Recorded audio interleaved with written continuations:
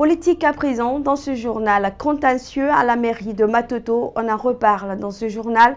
Le gouvernement est-il en passe de reprendre l'élection du maire? C'est le constat qui se dégage après la sortie assez remarquée du conseiller politique du ministère de la décentralisation, Philan Traoré, à Kankan. Pour lui, aucun des candidats de l'UFDG ni du RPG Arc-en-Ciel n'a eu la majorité à l'issue du vote. Philan invite les différents acteurs à la reprise des élections. Il parle de l'application de la loi si l'UFDG refuse d'y assister. Notre correspondant Alphonse Koueta l'a rencontré. Pour le conseiller principal du ministre de l'administration du territoire et de la décentralisation, le délégué ayant supervisé le vote et le maire sortant de Matoto serait à l'origine des problèmes qui ont émaillé le déroulement de ce scrutin contesté. C'est le superviseur qui est parti là-bas et le maire sortant qui est malade, qui soit à la base de cette défaillance-là. Ça se passe le département. Moi, on me confie une mission, j'assume jusqu'au bout. Mais c'est parce que le cadre qui est parti et les collaborateurs qu'il a trouvés sur le terrain, ils n'ont pas pensé qu'il y aurait débordement.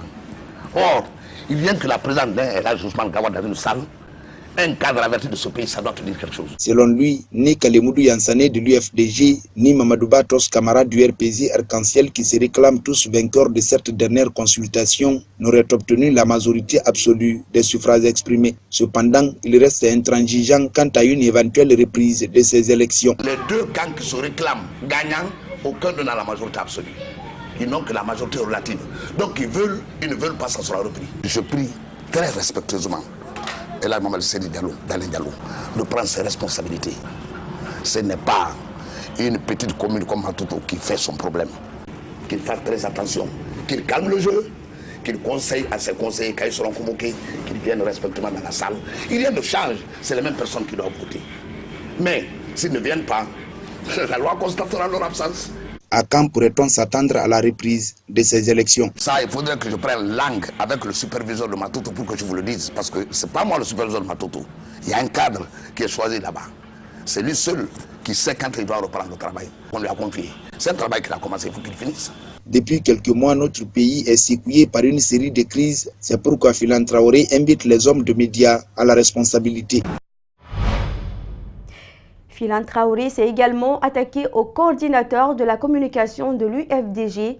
Pour lui, Ousmane Gawal Diallo est le principal artisan de tous les problèmes auxquels le principal parti de l'opposition est parfois confronté. Il est au micro d'Alphonse Koueta. Vous l'aimez, vous ne l'aimez pas. Il est courtois, il est pondéré, il est respectueux. Que sais-je encore? Tu ne peux rien reprocher à ce monsieur. Je vous dis que ce n'est pas la politique. Elhadji Dalin, le président de l'UFDG, je mets les guinées au défi, ce n'est pas la politique, il ne peut pas tuer une mouche. Je le connais. C'est la Ousmane Gawal. C'est le cerveau. Tout ce qu'on voit à l'UFDG de mauvais, c'est Ousmane Gawal. C'est un danger. Il n'a pas appris à faire le bien. Lui, il n'a fait que boxer sur le ring. Donc sa mentalité, c'est ça, c'est la force. Sinon, vous croyez que Elhadji Ousmane Gawal, Elhadji Dalin va quand même dire on ne reprend pas les élections à Matoto. Et il faut comprendre sa position. Il est derrière une boue. Dalin n'a que des abeilles. Il représente les abeilles pour moi parce qu'ils n'ont que des cailloux pour casser les pare-brises. Eux, ils sont spécialistes à la casse.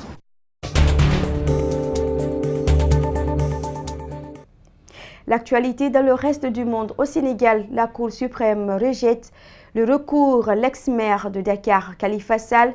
Des partisans de ce dernier, comme vous le constatez sur ces images, ont manifesté devant la Cour suprême qui vient de rejeter le recours de l'ancien maire de Dakar.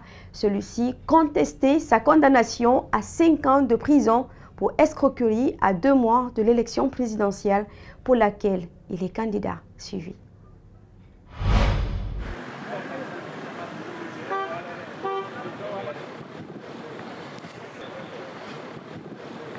Un pays corrompu parce que nous avons un président corrompu, c'est un corrupteur.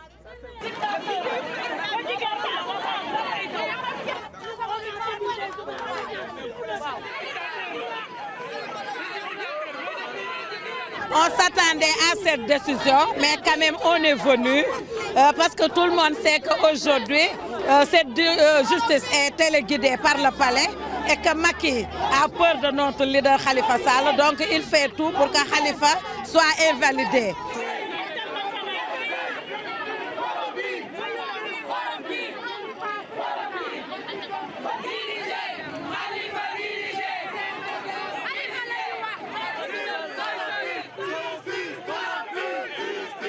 Dans sa décision, la Cour n'a pas prononcé l'interdiction des droits civils et civiques à l'encontre de M. Khalifa Sall.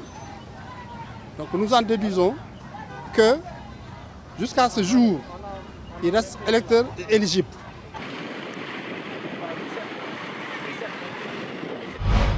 Et pour finir cette édition, un groupe d'une dizaine de gilets jaunes s'était installé depuis le 23 décembre dans un ancien hôpital désaffecté du centre-ville de Nice, annonce le groupe à l'occasion du déploiement sur la façade d'un gilet jaune géant floqué du sigle RIC, le référendum d'initiative citoyenne.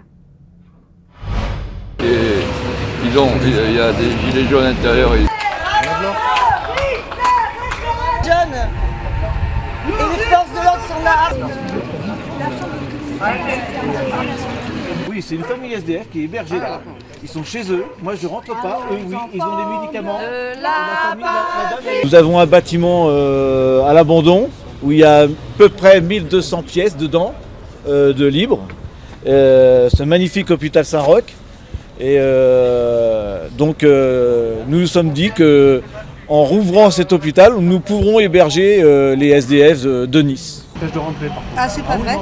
Alors, c'est une propriété privée. Vous rentrez si vous voulez.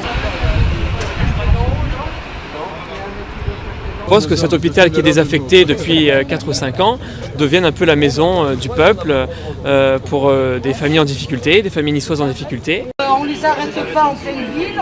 On attend. Théo à côté. Théo. Théo.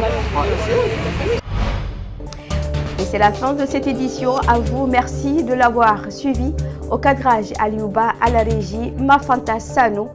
Les infos, c'est aussi sur le www.espacetvguinée.info. Les programmes continuent sur Espace TV. À demain.